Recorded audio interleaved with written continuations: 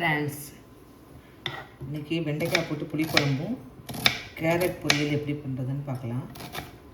வெங்காயத்தை கேரட்லாம் கட் பண்ணி வச்சுக்கலாம்.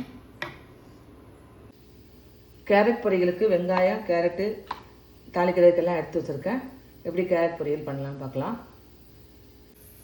அடுப்பில் கடாய் வச்சாச்சு.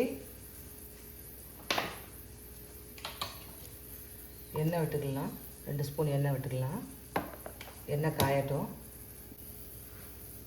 எண்ணெய் காஞ்சிட்டு கடுகு போட்டுக்கலாம், உளுந்தம்பருப்பு போட்டுக்கலாம், ஜீரகம் போட்டுக்கலாம்.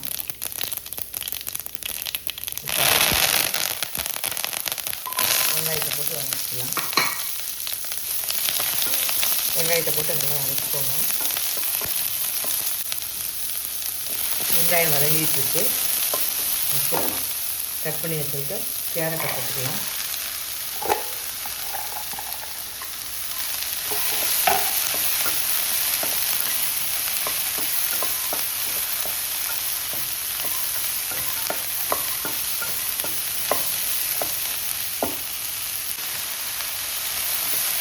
வெங்காயம் கேரட் நல்லா வதங்கிட்டு அதுக்கு கொஞ்சம் தேவையான தண்ணி மட்டும் விட்டு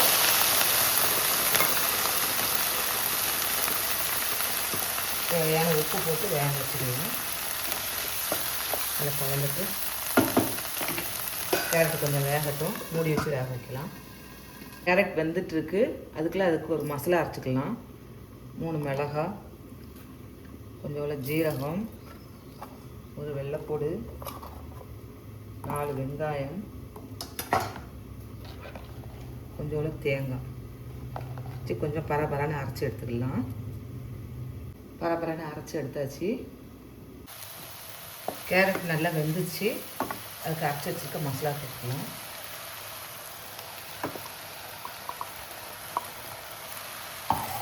நல்லா கிண்டி விடணும்.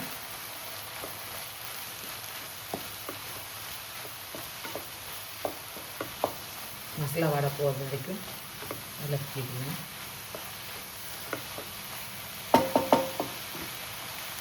அஞ்சு நிமிஷம் மூடிடுச்சு.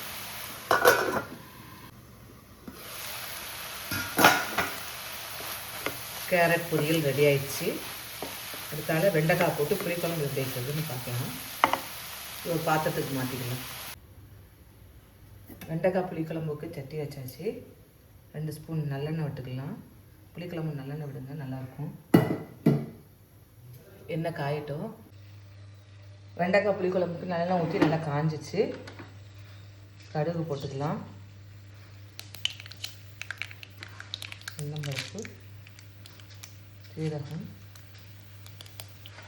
வெந்தயம், கொஞ்சம் மிளகு பொரியட்டும்.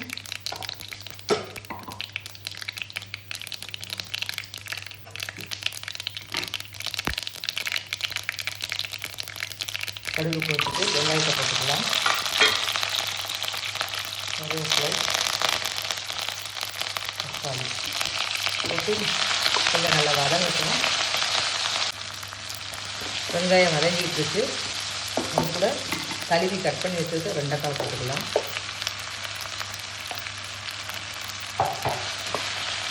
வெண்டைக்காய் போட்டு கொஞ்சம் நல்லா வதங்கணும். சுற்றி தன்மை போகிறது வரைக்கும்.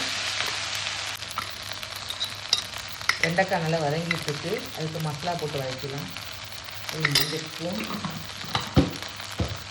மஞ்சத்தூள் போட்டாச்சு. குழம்பு மிளகாத்தூள் 3 ஸ்பூன் போட்டுக்கலாம். நல்லா வதக்கிக்கலாம். மசாலா போட்டு வதக்கியாச்சு. புளித்தண்ணி வச்சுக்கலாம்.